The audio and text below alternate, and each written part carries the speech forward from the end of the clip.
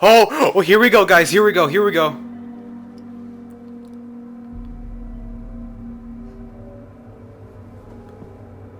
Huh. Classroom?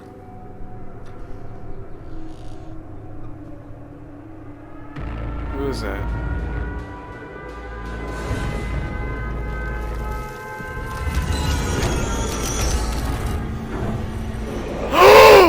Oh, it is Pyramid Head!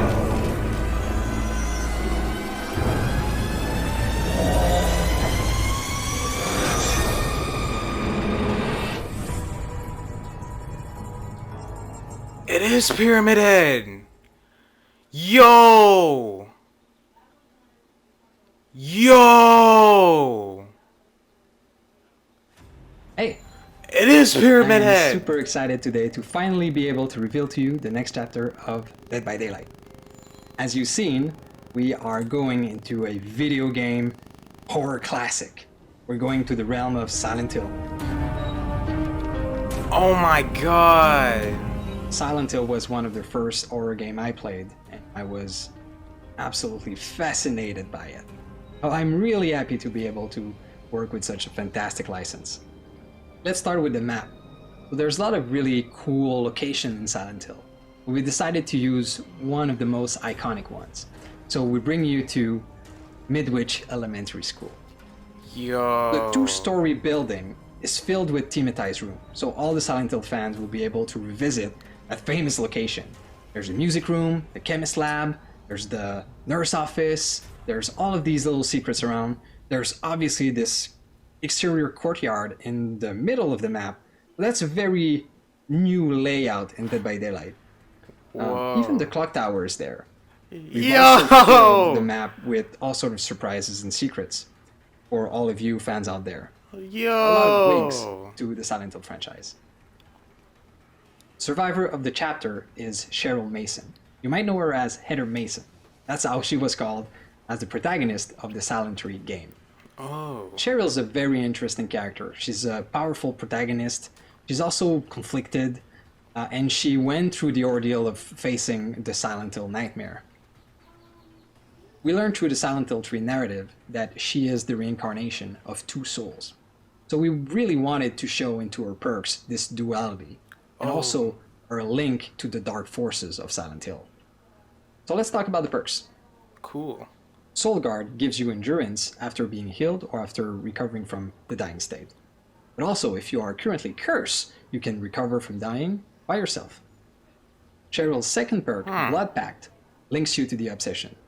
So if you or the Obsession are injured, you will see each other aura. As soon as one or the other is healed, you'll gain the haste effect for a limited time. The haste effect. What are these? And last but not least, the third perk, for haste. the first time, gives the power to the survivor to control a little bit the entity. Repressed Alliance allows you to call upon the entity to block generators. But why would you do With that? this chapter and character, we also introduce a new type of cosmetic called Legendary Skins. Ooh. Legendary outfits are really cool. They are not just an outfit. They actually completely change the character you're controlling.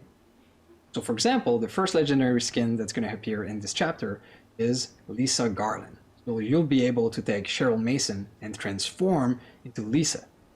The killer of the chapter is none other than Pyramid Head, and he comes to Dead by Daylight with the name The Executioner. And I just want to add something here. The Pyramid Head that's coming to DBD is the classic Pyramid Head from Silent Hill 2, God. straight from the tormented mind of James Sunderland. Pyramid Head's power roots itself in the dark forces of Silent Hill. So first of all, obviously you have this big, giant knife that you're wielding. And with it, you have a special attack. The special attack is a range attack that goes even through collision. Where it gets really interesting is that Pyramid Head can plant his knife in the ground and draw trenches around the map. These trenches, when the survivor goes through them, will make them tormented.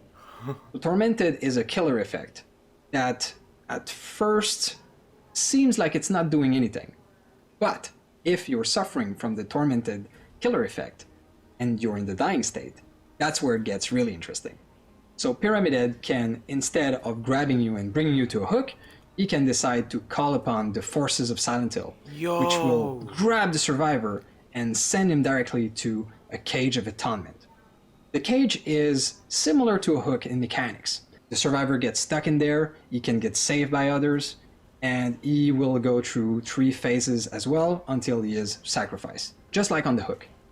The thing though is that Pyramid Head saves a lot of time. All the grab, the transporting, and the hooking, that's done automatically. Oh! When the survivors are ripe for a sacrifice, if they are caught in the tormented killer effect and in the dying state, Pyramid Head will be able to call upon a final judgment on them. That's a way of saying that they can kill them instantly. It's like a mini Mori. A mini Mori. Now let's talk a little bit about the perks of Pyramid Head. Oh, good. They bring new tools for deception.